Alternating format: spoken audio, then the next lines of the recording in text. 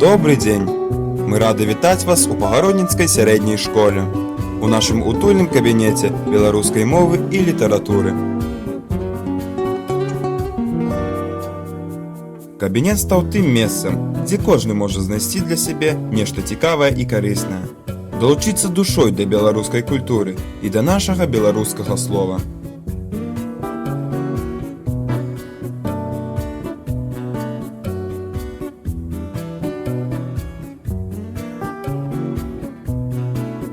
Стыль кабінету надаюць эмблема кабінета.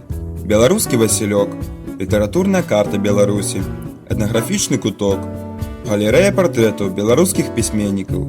Усё гэта стварае асаблівую, адметную атмасферу. Афармленне кабінета мы назвалі валашкавы стыль. Някідкі, стрыманы і вытанчаны, але сучасны, забяспечаны ўсім неабходным. Кабінет – гэта працоўнае месца настаўніка і творчая лабараторыя. Тут пракладваецца шлях да паспяховага вывучэння прадметаў, такіх як беларуская мова і беларуская літаратура, павышэння выніковасці і эфектыўнасці працы. У гэтым дапамагае вучэбна-метадычнае забеспячэнне кабінета.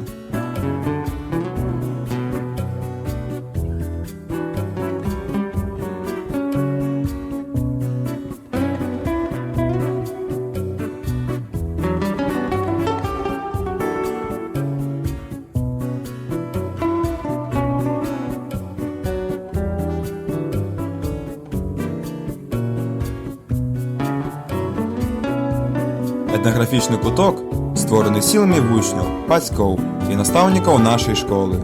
Нядаўна наш музейны куток папоўніўся яшчэ адным экспанатам. Гэта шлябан. Вось такая цікавая лаўка са скрынкай. Дарэчы, і я тут таксама прыклаў свае рукі, як майстар, чым вельмі ганаруся. Вось тут, у гэтым музейным куточку, на гэтай утульнай канапе, праходзіць паседжанне філалагічнай секцыі навуковага грамадства «Вытокі» вучня Пагародніцкай сярэдняй школы.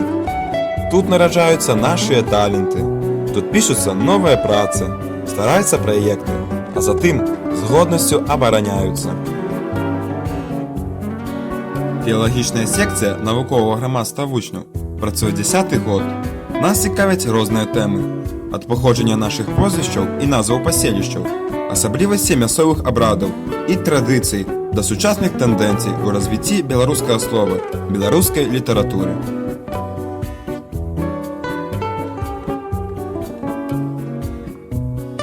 Апошнія гады мы займаемся даследаваннем таго, што цікава нам, падлеткам. Гэта сучасная літаратура для дзяцей.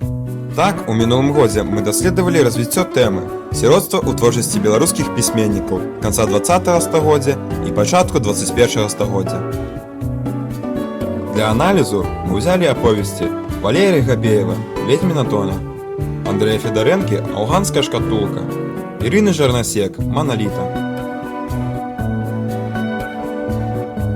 Малюючы вобраз сіраты ў сваіх творах, сучасныя беларускія пісьменнікі раскрываюць прычыны ўзнікнення сацыяльнага сіроцтва. У першую чаргу гэта праблемы крызісу сям'і. Беларуская проза зноў выконвае свой доўг перад грамадствам, папярэджвае, падымае праблему, стараецца прыцягнуць увагу на лёсе такіх дзяцей.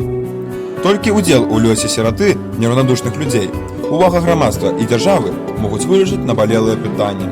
Вучні стварылі буктрэйлеры, віктарыны, што былі размешчаны на блогу дзядзінец, а настаўнікі дзяліліся сваімі напрацоўкамі з калегамі ў перыядычным друку. Дзякуй за ўвагу!